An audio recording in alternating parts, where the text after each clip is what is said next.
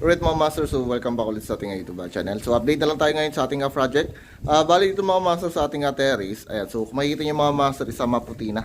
So kanina isa niliha na po yan. So pinagtulong-tulungan na ng mga labor ito. Ayan, lihain. And then ginawa na rin kanina. So pinatulungan na rin siya ng aplat. Ayan, so maputi na po siya mga master. Ayan. Then kanina, so pininturahan na rin ni forma ng kulay light gray itong ating poste. Ayan, so okay na. So ayan mga master, so napatungan na ng aplat. So kahapon, nigrout na rin to. Then yung ating mga so minasilihan na. Right, so okay na. Then napasok tayo sa loob mga master. So bali dito sa CR mga master, so kanina isa nagkisame rin eh. Ayan, so tinapos ng kisame yan itong ating CR. So by tomorrow, so kakapitan ko na siya ng dalawang ilaw. So dalawang ilaw siya meron dito sa ating CR. Then kanina, so ito nilinis na. Then winaterproofing ulit. Okay, so para sigurado tayo na walang titilas sa baba yung gagaling na tubig dito galing sa itaas sa banyo. Okay, so okay na mga master. Then ginagawa ko naman, so last time, so pininish ko ng kabilang kwarto. So ito yung nakalak na, so hindi na yung mabubuksan.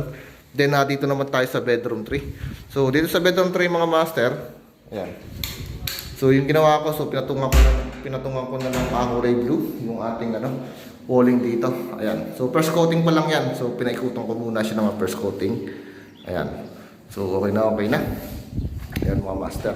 So hanggang dito lang muna ako. Then by tomorrow, so ito naman yung matitirahin natin. So hanggang 3 patong. So kayang tapusin na to. Mabilis na lang yan mga master. Alright. So dito sa baba mga master, bale okay na. So yung ating rito sa sentro ng ating living area. Ayan, so nilagyan na ng ataklo ni foreman. So ngayon isa minamasigyan ng mga master. Then nilalagyan niya ng agasa. So pwede natin kabit na rito yung ating chandelier once na na-finish na yung ating rito. Yung ating living area.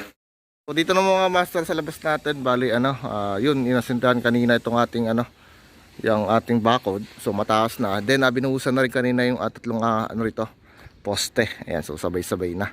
Okay, so by tomorrow, so baka ito ibaklasin na yung ating barak. So yung mga gamit natin dito, so ipapasok na natin kasi tayo pauwi. Then utay-utay na natin nalilinisin itong ating kapaligiran dito para maganda na. So ipunin natin yung mga basura, yung mga kahoy, ayusin na natin. So bago tayo magsipag-uwi, kailangan malinis yung ating project. Okay, so ilang muna mga master, in-update ko lang kayo today. Salamat po.